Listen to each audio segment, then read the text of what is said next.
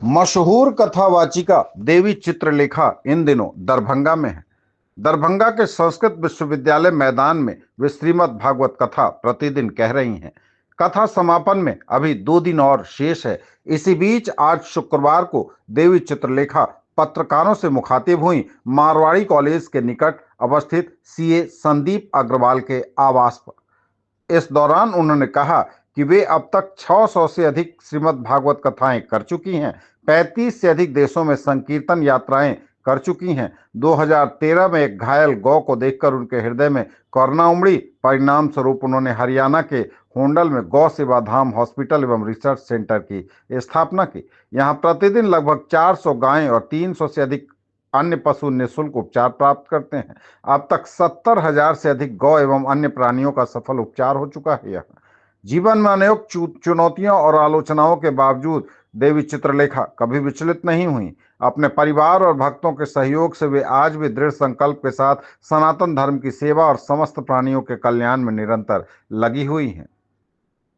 गुरु आज्ञा का पालन करते हुए भक्ति और संकीर्तन के माध्यम से आत्माओं को दिव्य मार्ग की ओर अग्रसर कर रही हैं। पत्रकारों के सवालों का उन्होंने खुलकर जवाब दिया और कहा कि आज के युवाओं को बहुत कुछ सीखने की जरूरत है। संस्कार की शुरुआत आपको आपके घर से करनी होगी। पहली बात तो आपके दरभंगा में कथा श्रीमद् भागवत कथा का आयोजन हो रहा है। समस्त जो शाम उत्सव परिवार समिति है उनके द्वारा हर वर्ष जो भागवत कथा का आयोजन कराया जाता है। इस वर्ष भगवत कृपा से, भागवत जी की कृपा से मुझे यहाँ दरभंगा में आकर के भगवत कथा सुनाने का अवसर प्राप्त हुआ है। तो 5 दिन तो हो चुके हैं, 2 दिन और शेष है। जो भी क्षेत्रवासी है, जो भी दरभंगा के लोग हैं, आसपास क्षेत्र के लोग हैं, वो सब कथा में पधारे, क्योंकि ऐसा अवसर बार बार नहीं आता। तो कथा श्रवण करके अपने जीवन का कल्याण। आप तो देश भर में गई हैं, विदेशों में भी कथा कहती हैं, हमारे दरभंगा में आई हैं, तो आपको कैसा महसूस हुआ? कैसे लोग हैं, कैसी बोली है? ये बहुत अच्छा है। वैसे भी भूमि ही इतनी पवित्र है, मिथिला की भूमि है, माँ जानकी की कृपा है इस क्षेत्र के ऊपर।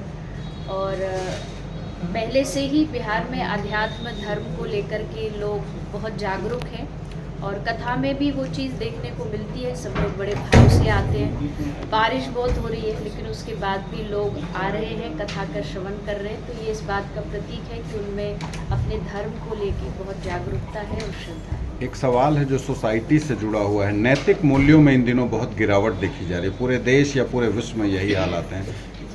इसमें बल लाने के लिए या इसको सुदृढ़ करने के लिए क्या किया जाना चाहिए? देखिए, मुझे लगता है 2 ही तरीके हैं। अगर कोई अभी अपनी बाल अवस्था में है, यानी उम्र कम है, तो उसके लिए सबसे अच्छा तरीका है कि उसकी शिक्षा में नैतिकता को जोड़ना चाहिए, शिक्षा में आध्यात्मिकता को जोड़ना चाहिए। और अगर कोई उस शिक्षा के क्षेत्र को पार कर गया है, यानी कोई बड़ी आयु का है, ग्रस्त जीवन में आ चुका है, तो उसके लिए एक ही माध्यम है सत्संग। सत्संग हमारे जीवन में मानवता के मूल्यों को लेकर के आता है। कथा का मतलब केवल इतना ही नहीं है कि हम लोग को बुलाएं, वहाँ आकर के केवल नाचे गाएं, वो तो है ही है, आनंद एक हिस्सा है भागवत का। लेकिन उसके साथ साथ समाज में बदलाव, नैतिकता को लेकर के लोग को जागरूक करना, ये भी एक कथा का बहुत बड़ा पार्ट है। जो श्रद्धालु कथा सुनने के लिए आएंगे उनके लिए क्या कुछ कहना चाहूँगा?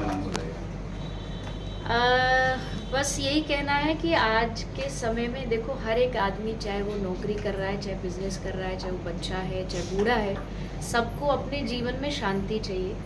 और वो शांति कहीं बाहरी चीज़ों से नहीं मिलती। जब आप कथा में आके बैठते, जब आप भगवत चरणों में बैठते, तो आप उस शांति को अनुभव कर पाते।